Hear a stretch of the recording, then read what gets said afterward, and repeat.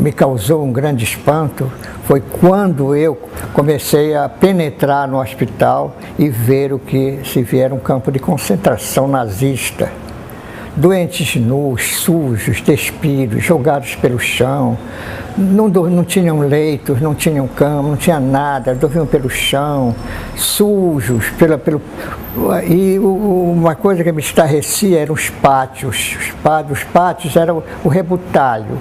Eles ficavam lá apodrecendo no tempo, compreendeu?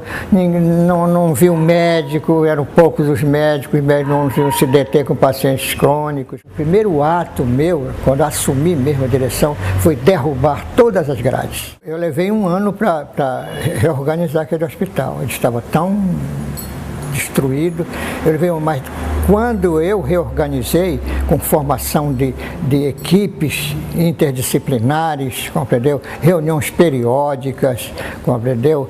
Com prática de esportes para os pacientes, passeios com os pacientes da comunidade. Eu comecei a abrir as portas, né? A mostrar que eles não eram como a comunidade pensava, pessoas perigosas que iam agredir, que iam matar e esfolar. Matriculamos 34 pacientes, eu me lembro bem de mim, levantando os pacientes do chão, dopado, e começamos corajosamente a alfabetização. E no final desse curso, dos 34 matriculados, 17 se alfabetizaram.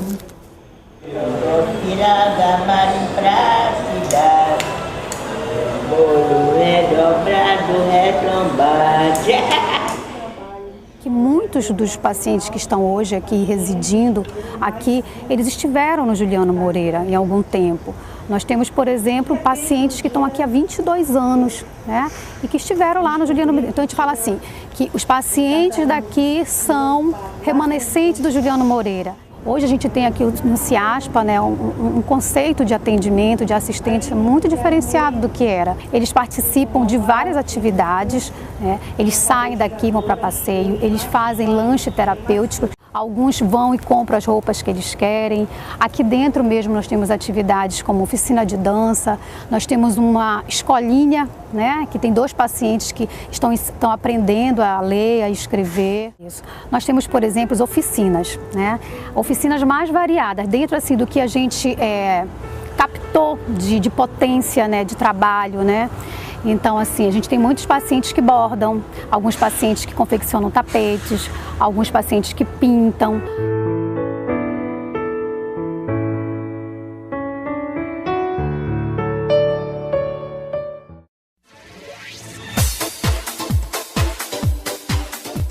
Esse isolamento, a sociedade não admite mais isso. O movimento de luta antimanicomial, ele foi fundamental para isso.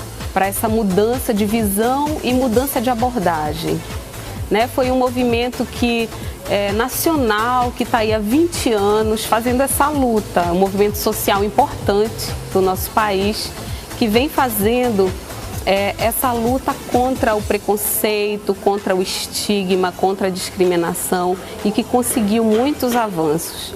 O CAPS ele tem procurado sair dos seus muros, sair aqui de dentro, ele tem procurado trabalhar mais para fora, fazendo essa reinserção social. Através de quê? Através das atividades em museus, em cinemas, indo com pacientes, por exemplo, na estação das docas, fazer um passeio, num clube, em espaços onde a comunidade circula. O CAPS Renascer ele tem as oficinas terapêuticas, que são oficina de pintura, oficina de serigrafia, oficina de bijuteria, tem várias oficinas terapêuticas que trabalham tanto os objetivos terapêuticos quanto a formação de alguma nova habilidade para essa pessoa poder depois trabalhar em casa, ter um outro tipo de renda.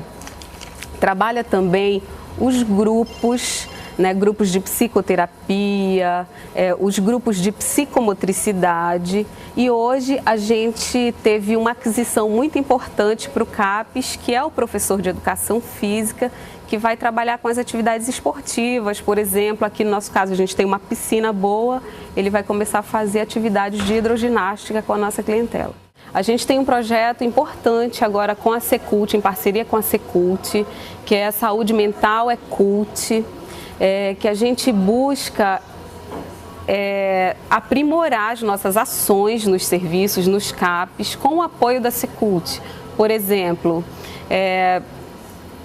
pegar um grupo lá do Carlos Gomes, da Escola de Música, e fazer um convênio com a gente para que a gente possa tanto aprimorar os técnicos que fazem a intervenção, quanto os usuários, para eles terem essa oportunidade, essa possibilidade de conhecerem sobre música, de começarem a musicalização e quem sabe daí a gente tirar talentos. Como eu te falei, a gente tem talentos aqui. Nós temos hoje já no estado do Pará 39 CAPs, né, situado em várias regiões do estado. E conseguimos agora uma aprovação muito importante do dia 13 de agosto, que foi de aprovar a 5 CAPs 3, que são os CAPs que funcionam 24 horas do dia, os CAPs mais fortes para atenção à crise. Então, isso tem sido um mérito importante na consolidação da política, além de trabalhar com os jovens trabalhadores que hoje estão no estado, em função do egresso de uma quantidade considerável de jovens trabalhadores no campo da saúde mental, essa perspectiva de cuidar com cidadania, cuidar em liberdade. Eu acho que esse é o grande desafio, legitimar essa pessoa, entender que essa pessoa tem uma existência que precisa ser cuidada e pensar que essa existência pode ser cuidada em liberdade e não mais excluída no modelo anterior ao hospital psiquiátrico. A microfilmagem da documentação do Juliano Moreira foi algo essencial. O Juliano Moreira e o seu acervo sofreu como o próprio prédio sofreu. Primeiro, por conta do próprio trâmite do dia a dia, que leva a documentação ao que a gente comumente chama erroneamente de arquivo morto. Todas as instituições vão guardando e esquecendo aquele passado que não é morto.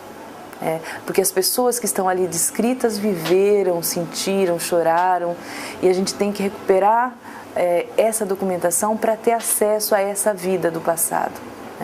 Então, o acervo do Juliano Moreira passou por esse processo do dia a dia, que foi deixando de lado essa documentação, até que as implicações dos anos 80, com o fim da ditadura militar, o envolvimento da sociedade e as tragédias do dia a dia, que foi o incêndio do antigo hospital, e a própria militância pela extinção dos alienados, restritos ao mundo, segregados do mundo, de certa maneira deixou essa documentação um pouco de lado, né? O que acontece no final dos anos 80 é uma tentativa de salvaguardar essa memória. Então, quando o hospital é desativado, a documentação continua lá. E aí o Prodepa faz um estudo para poder microfilmar todo o hospital de clínicas. Dentro deles encontraram essa documentação que começa nos anos 30, já não existia a documentação do século XIX, ela foi perdida, e termina nos anos 90, já depois da desativação do hospital, com os remanescentes que foram enviados para outros lugares, aqueles que não podiam ser devolvidos à família.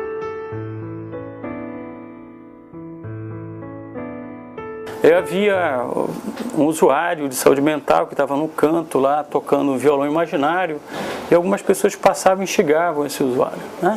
Olha, é doido, não é para estar aqui, é para estar no hospital psiquiátrico. Outras legitimavam aquele ato e aparecia um rapaz e oferecia um violão de verdade, para aquele sujeito.